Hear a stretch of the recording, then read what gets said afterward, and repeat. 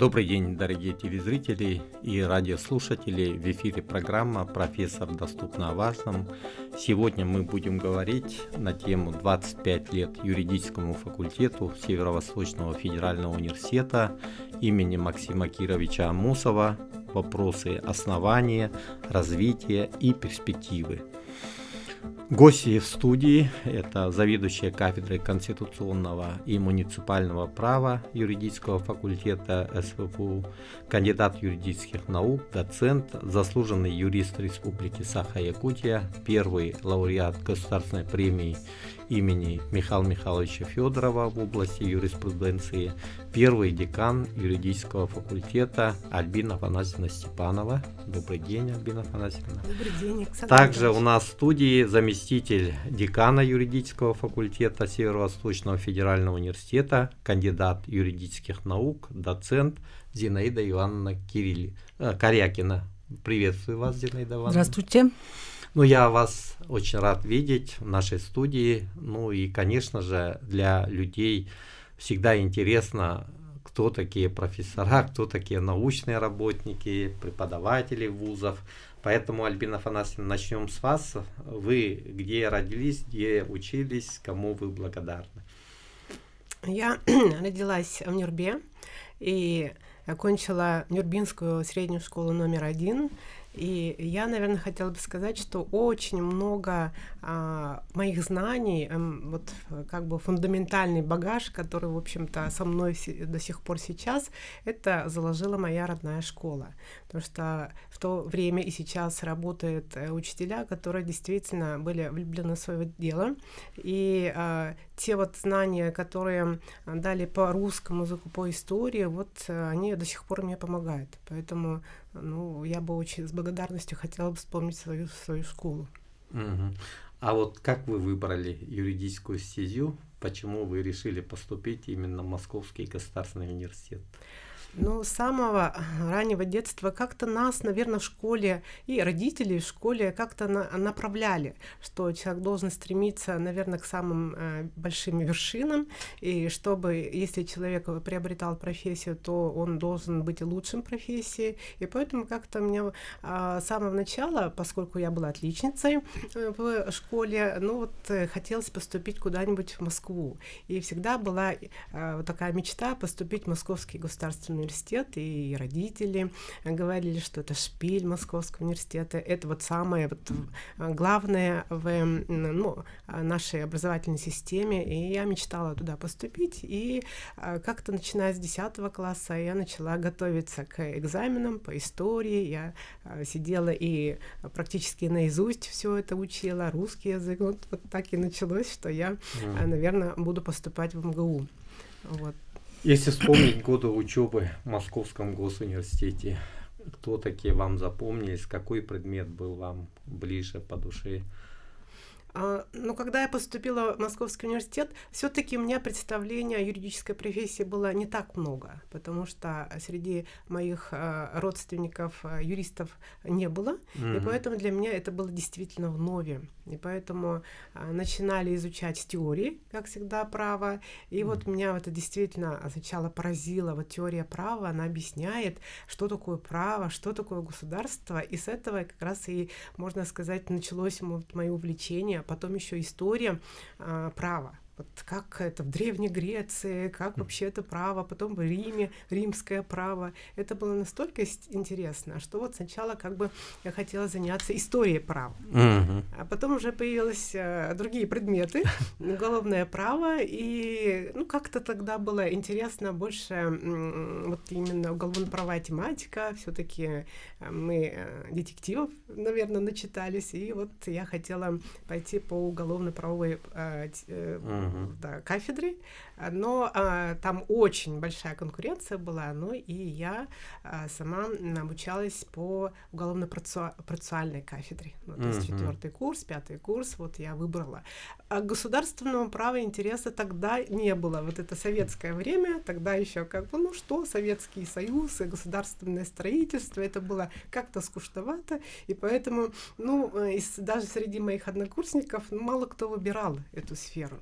Это же потом, в 90-е годы, стало настолько актуально, настолько интересно, что вот я и поменяла свое вот это направление как раз после уже окончания Московского университета. Спасибо. Зинаида Ивановна, ваш путь?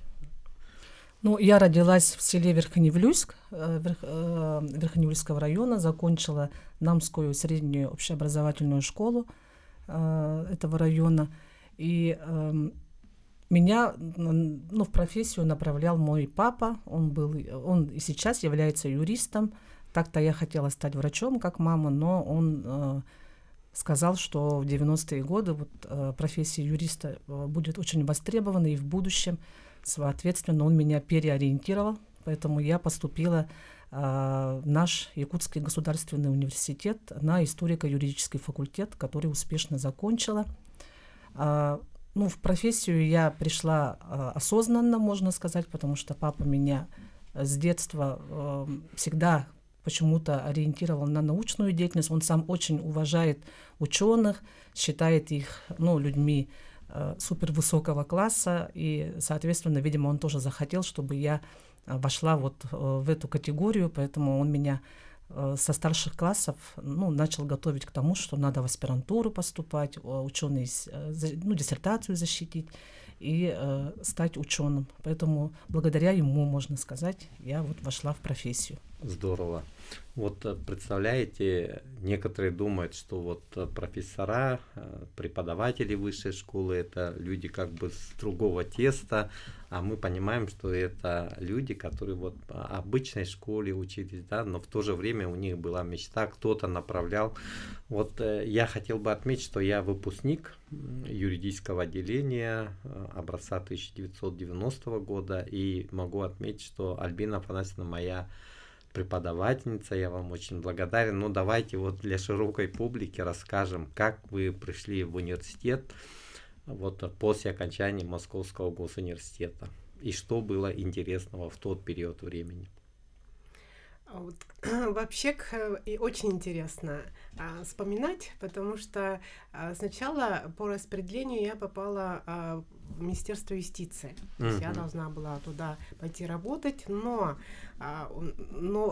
вообще мы узнали, что открыто отделение в нашем университете, и вообще отделение нуждается в преподавателях. Слухи ходили, и мы знали, что есть Михаил Михайлович Федоров, и как раз можно сказать, что я сама к нему пришла и попросилась на работу. Я сказала, что окончила Московский университет, и, естественно, Михаил Михайлович, он был связан с Московским университетом, он защищался в Московском университете, поэтому он практически сразу начал говорить о том, что надо прийти на работу, очень перспективно, и работа преподавательская очень перспективна, и поэтому он практически сразу пригласил меня на работу. Поэтому были такие небольшие формальности по перераспределению, и сразу после окончания Московского университета в 1987 году я прямо с легкой руки Михаила Михайловича стала работать в университете. И до сих пор я работаю с 1987 года сначала на кафедре правоведения, потом уже отделение, потом уже на факультете. Наш Михаил Михайлович Федоров, безусловно, человек-легенда. Можем напомнить о том, что именно он в 1982 году организовал отделение правоведения в рамках историко-филологического факультета, да, и причем по заочной форме обучения. Это, конечно же, не входит ни в какие рамки, но он добился этого, и мы, безусловно, рады тому, что благодаря Михаилу Михайловичу мы являемся сегодня юристами, у нас есть самостоятельный факультет.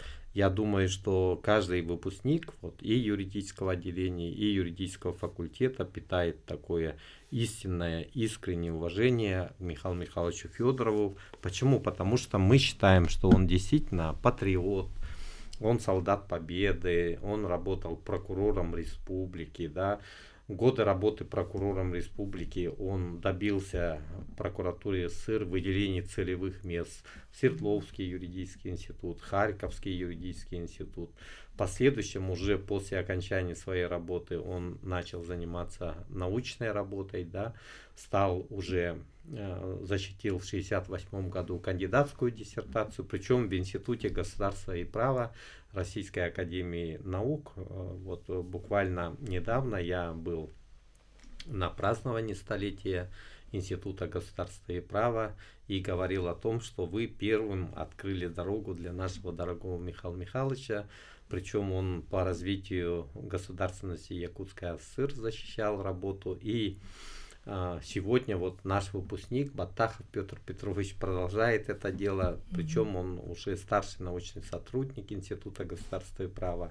Ну и мы вот в стенах Института государства и права в 2022 году провели большой всероссийский научный форум «Роль Республики Саха-Якутия в формировании российской федеративной государственности». То есть мы непосредственно взаимодействуем. У меня была встреча с Савенковым Александром Николаевичем, директором Института государства и права, членом-корреспондентом Российской академии наук. Мы договорились и дальше сотрудничать, будем проводить и далее мероприятия совместно с Институтом государства и права, это ведущий институт. Ну и, конечно, в том числе будем реализовывать указ президента Российской Федерации Владимира Владимировича Путина от 1 апреля 2025 года о 400-летии основания города Якутска. Ну, то есть вхождение Якутии в состав Великого Российского государства, это, конечно, большая дата.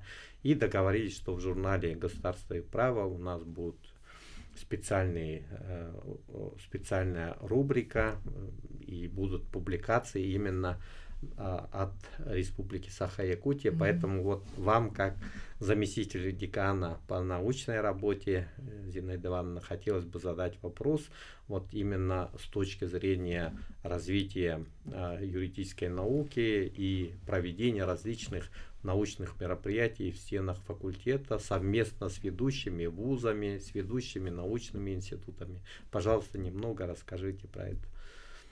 Ну, наш юридический факультет, он с момента создания всегда уделяет огромное значение научным исследованиям, не только профессорско-преподавательского состава, но и студентов. Наша деятельность в сфере науки, она отличается прежде всего тем, что мы очень большое внимание уделяем все-таки региональному компоненту.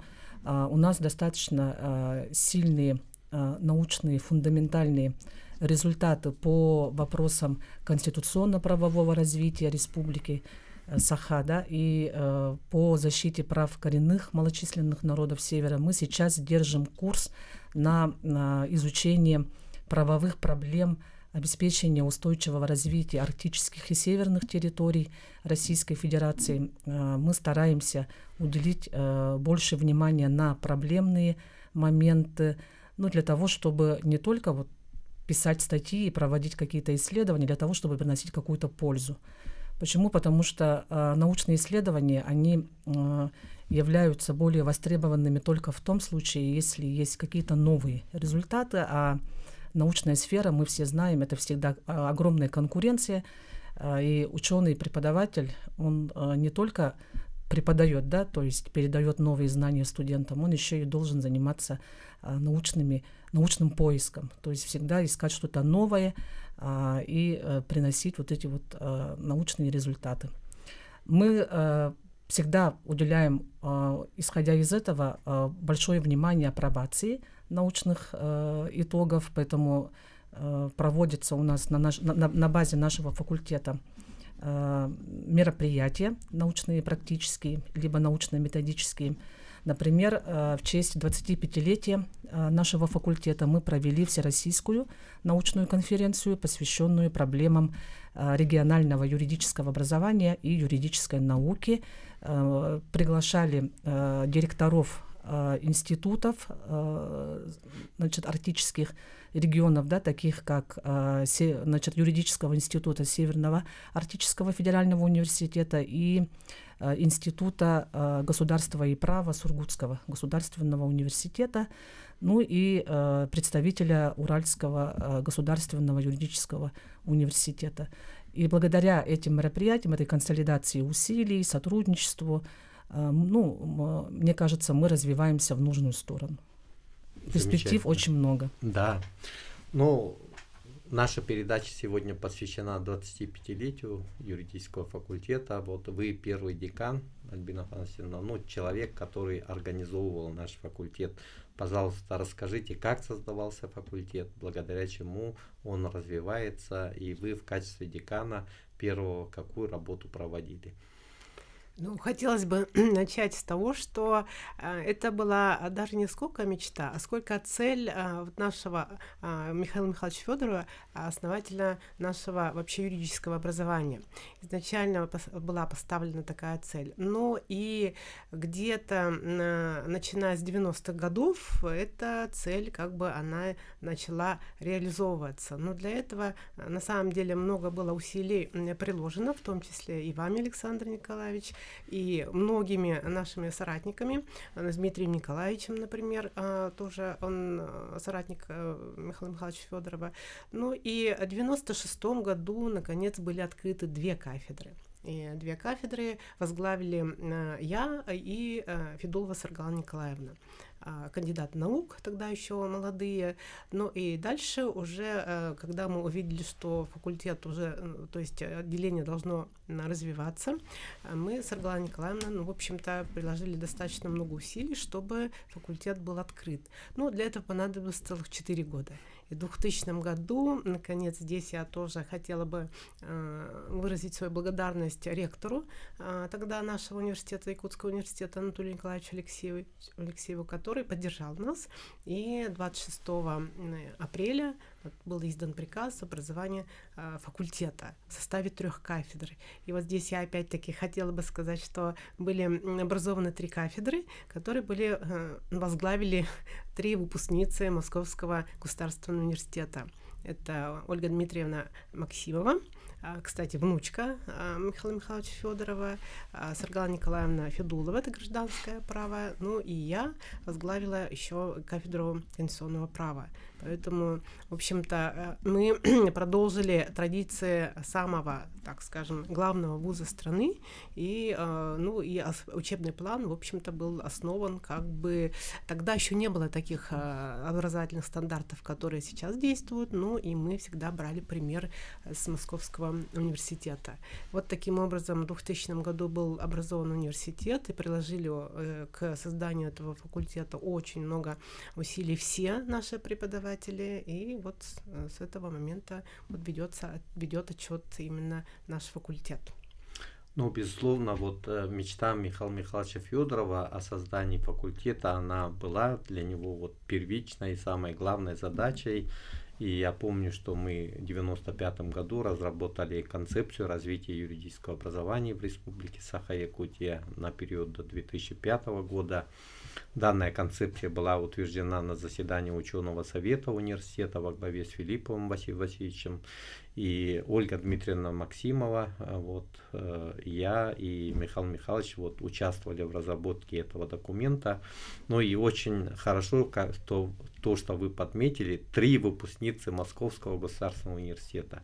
И в создании факультета, я думаю, немаловажная роль, в том числе руководству Московского госуниверситета, которые, безусловно, нам помогали. Это Марченко Михаил Николаевич, первый проректор Московского госуниверситета, Авакян Сурен Адыбекович, их авторитет, их влияние. И, конечно, с точки зрения подготовки научных кадров, безусловно, мы проводили большую работу, в том числе направляя в аспирантуру. Ольга Дмитриевна Максимова защитила и кандидатскую, затем и докторскую диссертацию в Московском госуниверситете. Поэтому, конечно, создание факультета, и я помню счастливые глаза Михаила Михайловича, благодарные глаза, когда факультет состоялся, благодаря Анатолию Николаевичу, другим людям, которые в то время работали, и Махаров Егор Михайлович, поддерживал, будучи деканом историко-юридического факультета.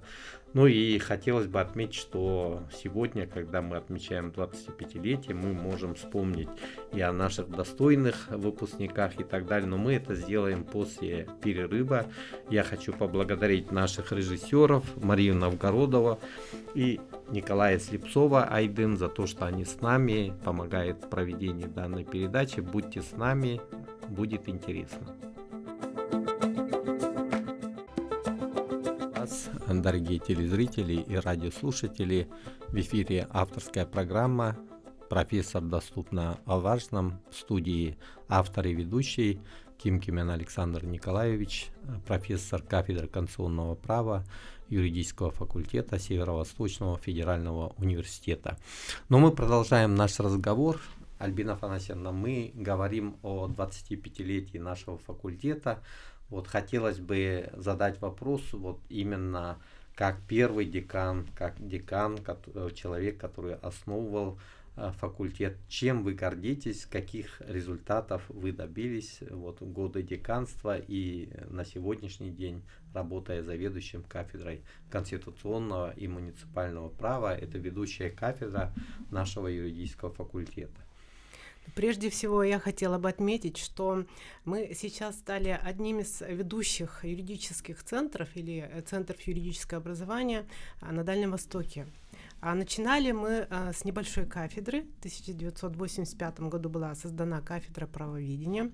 И даже если вспоминать, то преподавательский состав был очень высококвалифицированным, но это, как правило, были приглашаемые на ведение занятий профессиональные юристы. Поэтому преподавателей, именно профессиональных преподавателей было мало. Но теперь я хотела бы отметить, что у нас факультет состоит уже из 5 кафедр и ведет образовательную деятельность не только на уровне бакалавриата и магистратуры, но еще и у нас имеется колледж, у нас еще имеется аспирантура. То есть это такое фундаментальное учебное учреждение, которым вот я как раз и горжусь. То есть это одно из моих самых моих значимых достижений моей профессиональной деятельности. И хотелось бы отметить, что мы, когда начинали, я помню, это было здание корпуса гуманитарных факультетов, новое здание, которое нам передали университету после игр «Дети Азии». Мы с каким воодушевлением туда переезжали.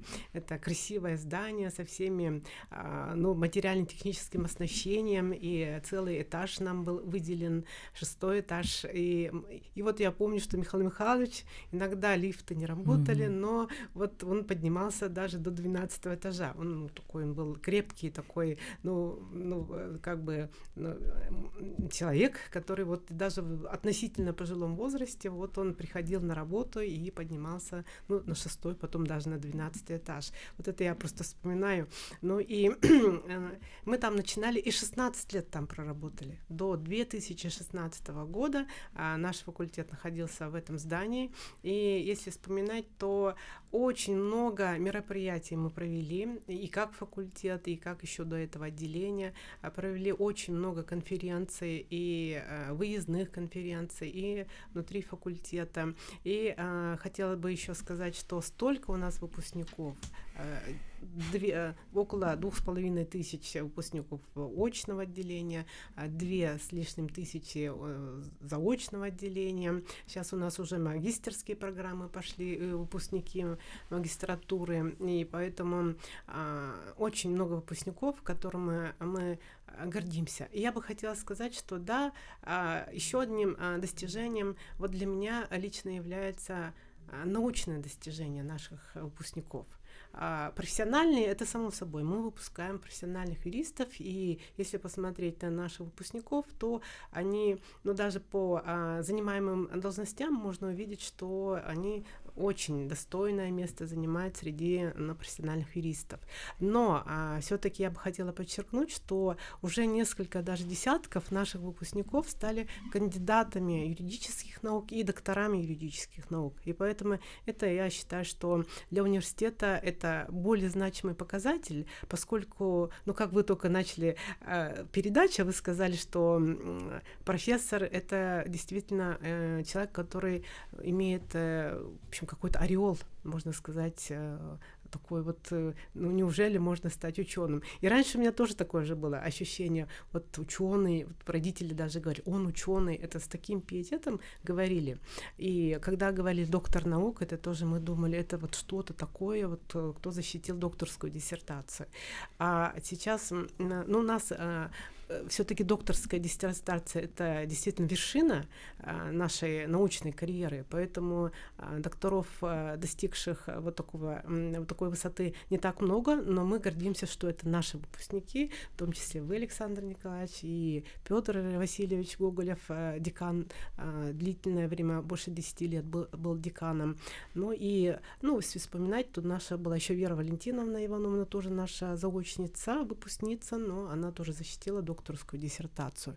И вот поэтому это вот те выпускники, которые, как бы составляют не только гордость нашего факультета, но гордость республики. Ну и кандидатов наук очень радует, что уже молодые наши выпускники становятся кандидатами юридических наук и уже занимают на нашем факультете очень значимое место. Например, вот Зинаида Ивановна, без которой не проводится ни одно мероприятие, это она организатор, и мы как бы очень рады, что Зинаида Ивановна у нас возглавляет научную деятельность. Да. Клим Дмитриев, например, он тоже очень значимый человек на нашем факультете. Это по воспитательной работе, и студенты, практически вся работа, внеучебная работа со студентами ложится на плечи нашего молодого кандидата юридических наук, тоже нашего выпускника. Поэтому если говорить о моих достижениях, то именно через достижения студентов я как бы определяю свои профессиональные достижения. Вот когда студенты наши побеждают на каких-то конкурсах, олимпиадах, это для нас такое достижение. Мы все радуемся, когда студенты занимают первые места на любых конференциях. Это не только как бы моя кафедра, а когда весь факультет по уголовному праву, по гражданскому праву, когда участвуют студенты, занимают места, это наша гордость. Угу. Конечно, я хотел бы отметить, что Михаил Михайлович имел свою команду, да. Я даже могу отметить, что у нас были такие мощные тандемы, как Михаил Михайлович Федоров и Дмитрий Николаевич Миронов, да. 2 доктора юридических наук, которые действительно являются профессионалами самого высокого уровня, которые нас обучали. Благодаря им у нас, наверное, появлялась мотивация идти дальше.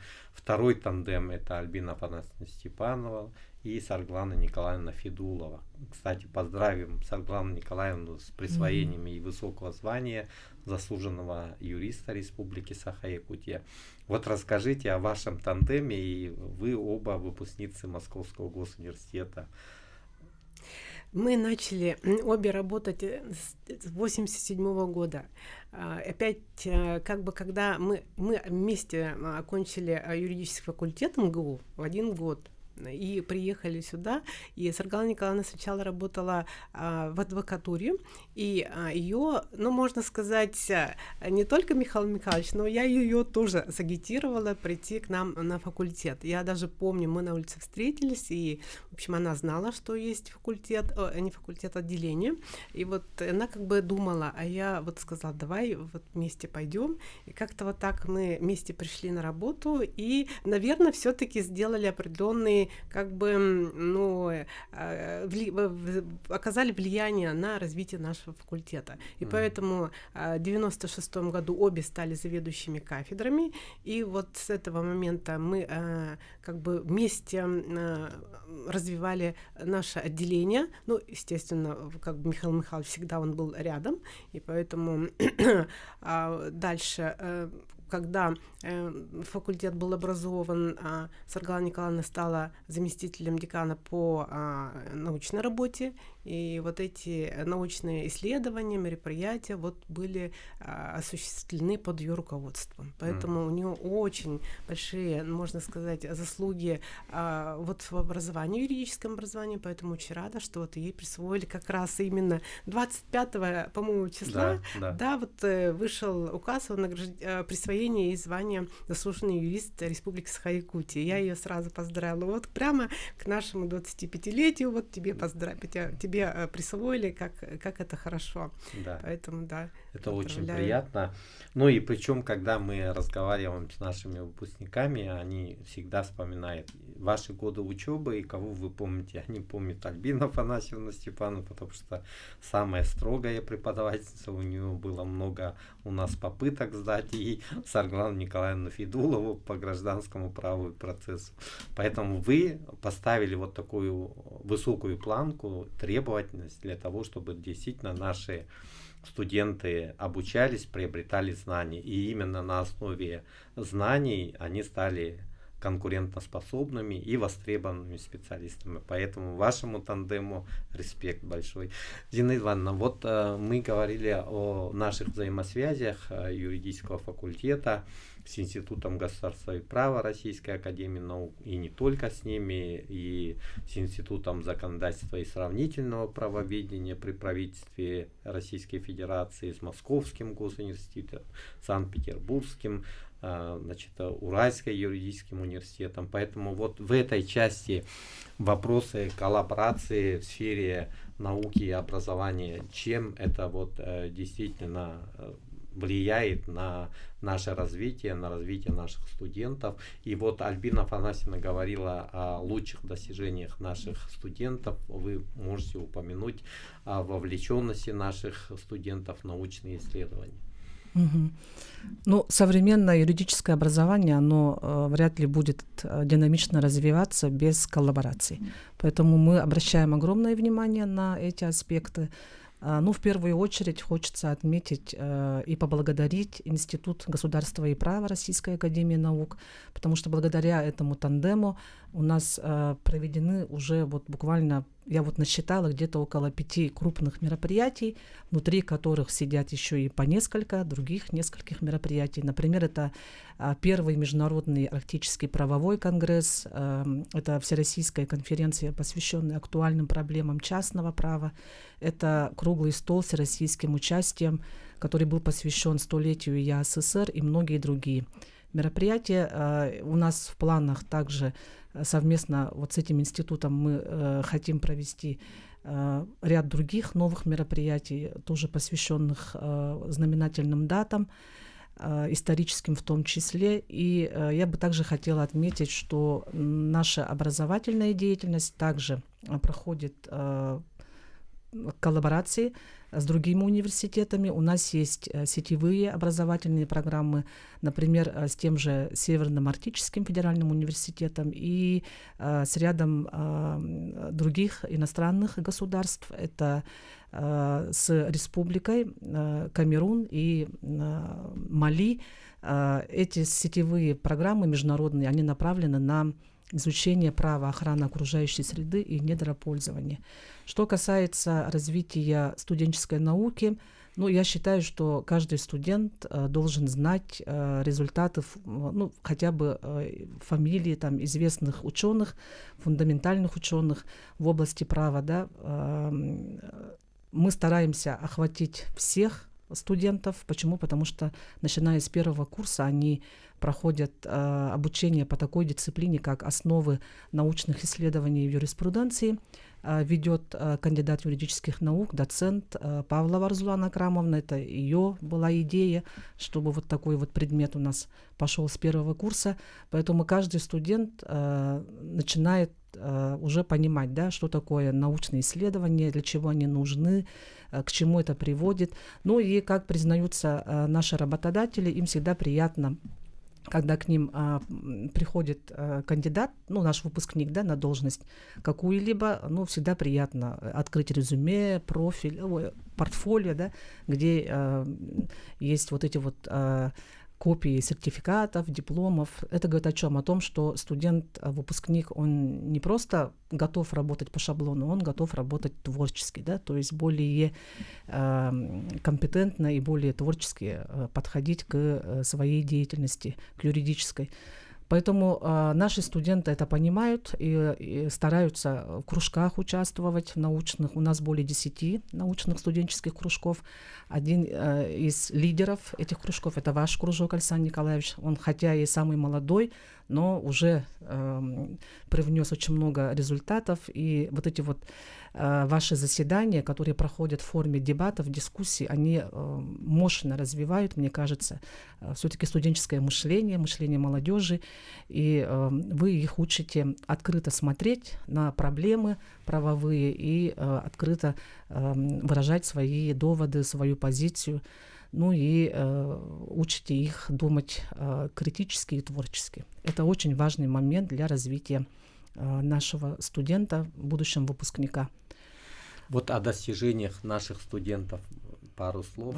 Наши студенты, они активно участвуют практически во всех проводимых мероприятиях, как внутри университета, так и за его пределами. Я бы хотела отметить результаты прошлого года, Ломоносов-24, когда вот студент Альбина Афанасьевна, также студент Татьяна Афанасьевна заняли первые призовые места по своим секциям. И у нас всегда бывают призовые места по МНСК. Это конкурс, который проводится в городе Новосибирск.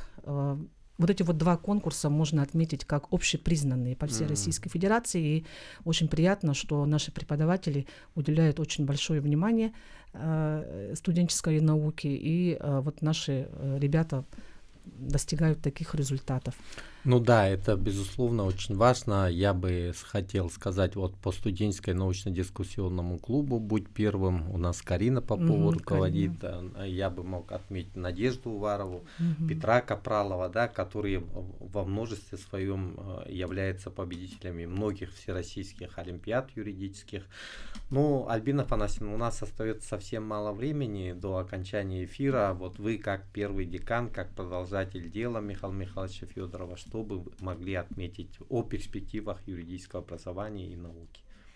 Я бы хотела отметить, что наш университет сейчас занял достойное место среди всех юридических вузов страны, и он сейчас состоит из 5 кафедр и 4 классические кафедры. Это теория права, уголовного, конституционного и гражданского права. И есть еще уникальная кафедра, которая практически, по-моему, нигде нет, арктического права. И поэтому я бы хотела бы сказать, что сейчас, мы как бы говорим, тренды немножко меняются, и наш факультет, в общем-то, всегда вот чувствует какие-то тенденции, которые в науке имеются, и вот создание этой кафедры как бы подчеркивает, что вот у нас сейчас у нас идет тенденция к развитию именно арктического права. Поэтому сейчас вот это как бы перспектива. Вот, да, но это здорово. Вот сегодня у нас факультет развивается под руководством кандидата юридических наук, доцента Ушницкого Румыча. У нас сплоченный коллектив. Вот мы достойно отметили 25-летие, многие получили государственные награды, ведомственные награды. Давайте пожелаем родному нашему факультету дальнейших высот в сфере науки, в сфере подготовки высококвалифицированных кадров. Ну а мы с вами прощаемся. Будьте всегда, патриотами своей республики, будьте патриотами России. Спасибо всем.